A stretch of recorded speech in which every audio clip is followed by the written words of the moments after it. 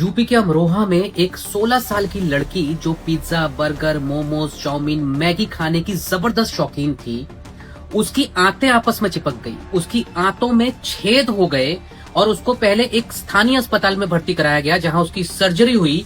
उसके बाद उसको एम्स रेफर किया गया, दिल्ली के एम्स, जहां पर डॉक्टरों ने उसका इलाज करने की कोशिश की लेकिन उसको बचाया नहीं जा सका।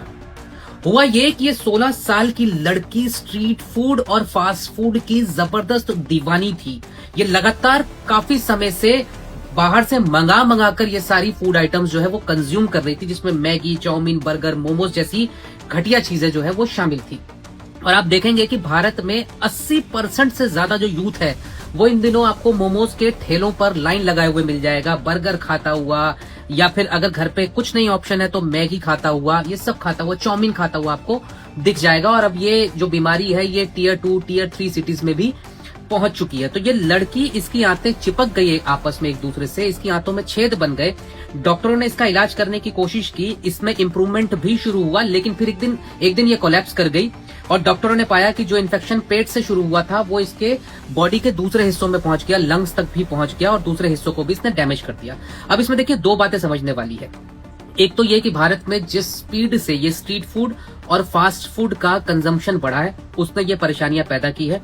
आप शाम को निकलिए अपने घर से और हर गली मोहल्ले के बाहर आपको लाइनों से वो चाइनीज फूड स्टॉल वाले, ये मोमोज बेचने वाले, ये चाउमीन बेचने वाले, ये बर्गर, समोसा, ये सब बेचने वाले आपको दिखाई दे जाएंगे। और जो लोग कहते हैं कि Indian street food is very healthy like samosa and pakoras and vada pav, no, वो भी हेल्दी नहीं है। इट्स एब्सोल्युटली बुलशिट कि अगर किसी को लगता है कि इंडियन स्ट्रीट फूड, जो ट्रेडिशनल स्ट्रीट फूड है, वो हेल्दी है, नहीं।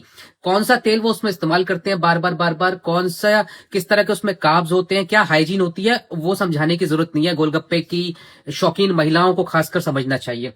लेकिन जो दूसरी बड़ी वजह है वो ये है कि ये स्ट्रीट फूड खा करके हमारी बॉडी में इस तरह से बैक्टीरिया ग्रो करने लगते हैं, खासकर इकोलाई टाइप के जो बैक्टीरियाज होते हैं, कि बॉडी हमारी रेजिस्टेंट हो रही है। अब उन बैक्टीरियाज के खिलाफ जो दवाई काम कर जाती थी उसको लेकर के भी सुपर बग में बदलता जा रहा है हमारा पूरा बॉडी का जो सिस्टम है। एंटीबायोटिक्स काम नहीं कर रही, क्योंकि भारत में दो ही चीजें जो बड़े आराम से मिल जाती है। एक है सड़क पर उतरिए, स्ट्रीट फूड ले लीजिए, और एक केमिस्ट के पास जाइए और भैया बोलिए कि मेरे को गला खराब, पेट खराब की दवाई दे दीजिए, वो आपको एंटीबायोटिक दे देगा।